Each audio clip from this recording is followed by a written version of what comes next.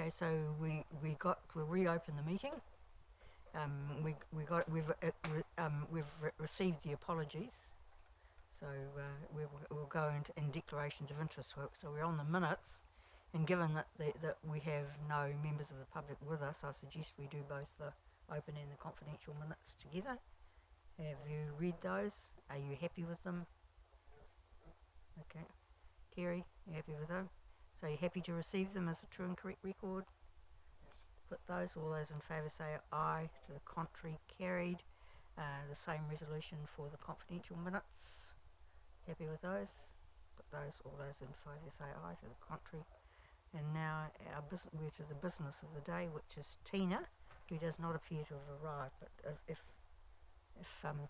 she's unlikely to appear now, I would think. And we did make it very clear to her that if she was not here this time around, that was put in writing to her that we would deal with the matter on the papers.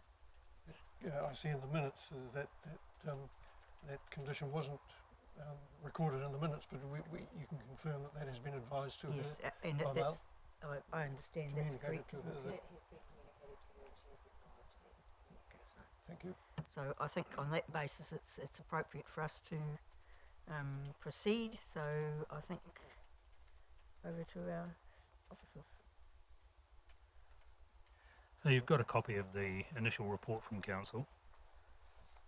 Just in summary, the objector in this matter is a recidivist offender, and despite staff trying to work with her so that she understands the necessity of controlling a dog, she's continued to fail to do so. She lives at 22 Collingwood Street, a corner section, and that property is fully fenced, so she has the ability to contain a dog that she did own dogs that she did own at that time. As can be seen from the schedule of offences at Attachment 1, Council has received many calls from concerned members of the public about her dogs, and as a result has issued a number of infringements which have led to this disqualification. Even after being disqualified, she continued to be obstructive and actively try to mislead staff and take possession of the dogs. On at least 2 occasions she provided details of different people who were going to be the new owners of the dogs, so we released the dogs to those people, and then they just gave the dogs straight back to her. At one stage she turned up at the pound pretending to be somebody else, and fortunately we realised who she was, so she didn't get the dog back while she was there. Since that initial complaint, both dogs had been impounded and weren't released because they couldn't find any person we basically felt that would take ownership of them and keep ownership of them, and both dogs have been euthanized. She's had further infringements. And I think paragraph 26 of the Council report on Attachment 8 sort of sums up where she's at. Basically she accuses us of being blatantly harassing her, and she says basically harassing her for her dog's life despite them not having done anything more wrong than roam. Continuously ask for disclosure of the events, resulting in an insane number of fines. If my dogs had bit somebody I would understand, but they nor myself and my daughters who use them as companion animals due to previous trauma deserve such relentless disturbing destruction of our family life because the dogs are on the street from time to time. So basically that kind of sums up her attitude to allowing the dogs to roam. In her mind it was natural behaviour for them, and that she felt that they could just roam as she felt fit. The trouble with roaming dogs is they can cause a lot of side issues, even if they're not particularly aggressive. The fact that they're out there with people who A, don't like dogs, walking down the footpath, the dog's there, so they're going to step out onto the road to go around the dog, and the car comes along and could hit them. Or the dog could go on the road and the car could end up in an accident avoiding the dogs and that sort of thing. There's also the chance of spreading disease and all that whole range of things. So basically, yeah, we do try and work with these owners. With her, we tried so many different tactics and options, and yeah, we ended up where we've ended up, where she's been disqualified, the dogs have been removed, and we don't see any other option really but upholding the disqualification.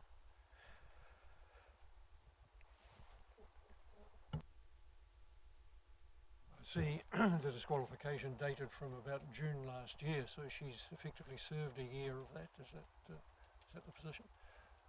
Yeah, the disqualification starts from the date of the offence of the qualifying infringement. So yes, she has, in terms of time, served that year disqualification. In terms of not having dogs, she probably still has dogs at the moment, we believe, but as we gain evidence, we'll go back and have another search warrant on that property, and if we need to, we'll remove those dogs. But yes, so she has served 1 year in effect of that time. Yeah.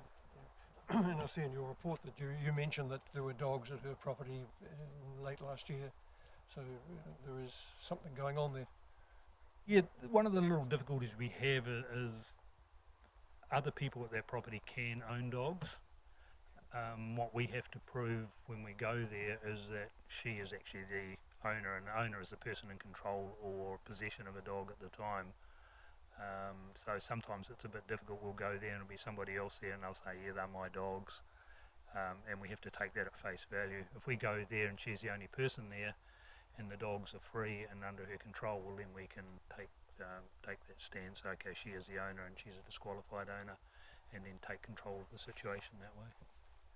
Does that not relate back to registration or that chain of sort of, can you not establish it through that? Basically, under the Dog Control Act, an owner is the person who's registered the dog, but it's also any person in control or possession, and the owner, they could be my dogs by property. So a dog's a piece of property in terms of the law. It's like a television or anything else. So I might be the owner for the terms of the property, but Kieren could actually register the dogs in her name, and there's nothing to stop that happening in law. So we could go there and her flatmate might register them in her name, in their name, even though they're actually Tina's dogs. And so it's a fine line for us to try and satisfy everything that she is legally an ownership of those dogs at the time.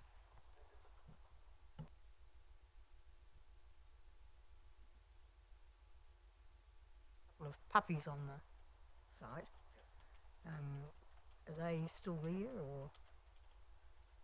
And were they puppies of Jaspers and Rosebuds, or were they just different? So that's Jasper's puppies, and she did have another third dog, a female, that another friend took, and that friend's done a very good job of keeping that dog. So, so that was the parents of these two puppies, Apache and can't remember what the other dog's name is. And there has been reports that the dogs are there still. I just don't have any proof that the owner of the dogs is not there with them at the time. They have been seen roaming, but I don't have any proof that the owner's not at the property.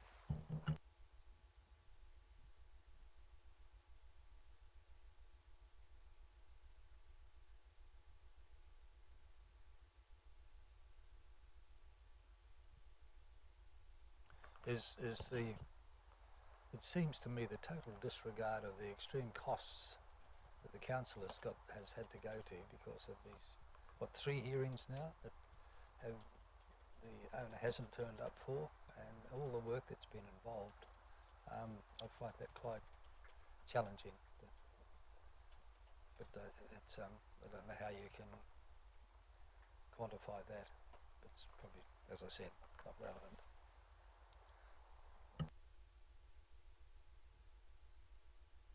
It goes up to 5 years, doesn't it? You can disqualify for 5 years, and you decided on 3 for this, is that correct?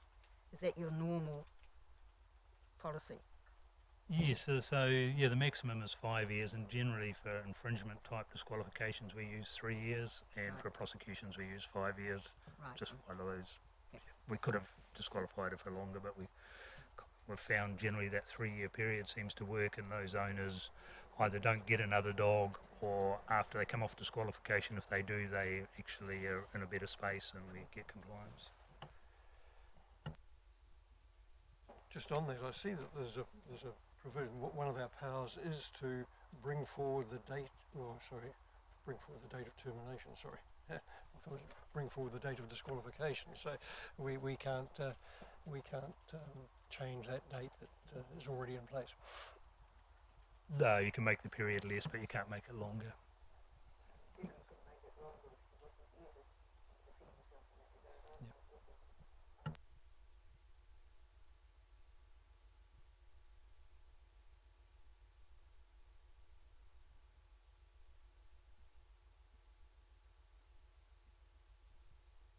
This, you know, we've actually gone into decision making effectively with this and discussion. Do you want should we have gone into public excluded while we're discussing it? Yes. Okay, so can you retrospectively from the time we started discussing it? Oh, of course we've done it. Okay, well let's go into confidential now to make the decision. So I'll move that, second that. We'll go into confidential now. I think, you know, you've potentially got an owner who is going to give you ongoing issues, and you'll just you manage that because you've got the skills to manage it, and that's kind of what you're there to do.